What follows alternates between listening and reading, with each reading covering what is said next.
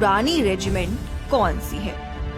कई लोगों का मानना है कि मद्रास रेजिमेंट का गठन 1758 में हुआ और पंजाब रेजिमेंट की शुरुआत 1761 में। इंडियन आर्मी ने ऑफिशियली ऐसी कोई जानकारी उपलब्ध नहीं कराई है जिससे सबसे पुरानी रेजिमेंट का पता चलता हो। पर यहाँ गौर करने वाली बात ये है कि ऑफिशियल डेट के हिसाब से मराठा रेजिमेंट का गठन 1768 में हुआ था। अंग्रेजों द्वारा मराठा रेजिमेंट का गठन होना इसीलिए जरूरी था क्योंकि मराठों का इतिहास अंग्रेजों ने बड़ी करीब से देखा था। मराठे संख्या बल में भले ही कम थे, पर छापेमार युद्ध नीति, सर्जिकल स्ट्राइक, समय से पहले पहुंचकर दुश्मन को रास्ते में ही परास्त कर देना और नैसर्गिक उत्पादों का उपयोग युद्ध में करना, इन सब नीतियों से मराठा साम्राज्य को बनते हुए अंग्रेजों ने खुली आंखों से देखा था और इसीलिए मराठा रेजिमेंट का गठन किया। शुरुआती तौर पर उन्हें बॉम्बे सीपोई के नाम से जाना जाता था। और सबसे बड़ी बात ये है कि खुद अंग्रेज भी मानते थे कि जब से मराठा रेजिमेंट की शुरुआत हुई है तब से लेकर दूसरे विश्व युद्ध तक ब्रिटिश आर्मी का पलड़ा भारी रहा था। 17 से लेकर 18वीं सदी तक स्थानीय युद्ध में मराठा रेजिमेंट की बटालियन को ही भेजा जाता था। उनकी बहादुरी देख अंग्रेजों ने अफगान, चाइना, अफ्रीका और यूरोप में भी उन्हें भेजना शुरू कर दिया।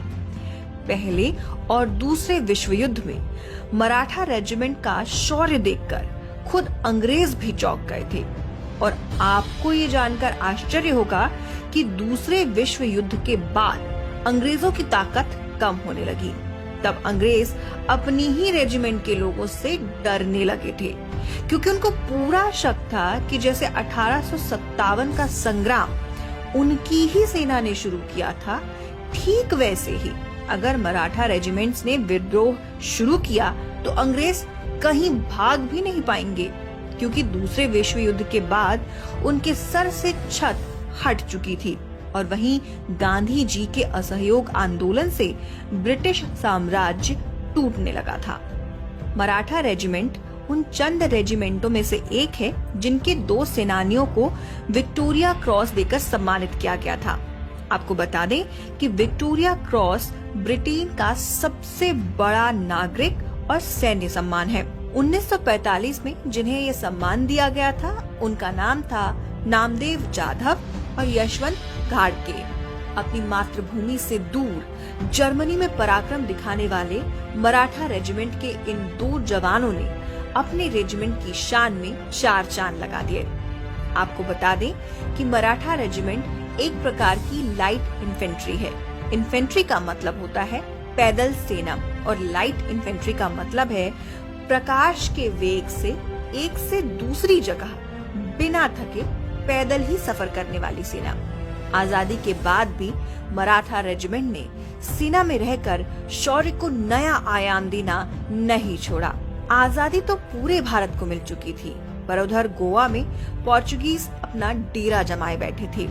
सेना के आदेश पर मराठा लाइट इन्फेंट्री रेजिमेंट ने बेलगांव से लेकर गोवा तक का 110 किलोमीटर का सफर पैदल ही पार किया और गोवा को आजाद भी कराया। इतना ही नहीं बल्कि गोवा के साथ दमन और दीव को भी आजाद भारत में शामिल कराया।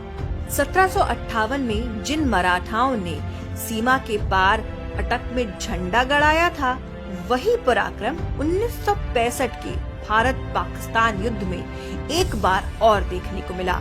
वाघा बॉर्डर को पार करते हुए मराठा रेजिमेंट के जवानों ने पाकिस्तान के इलाकों को कब्जे में कर लिया।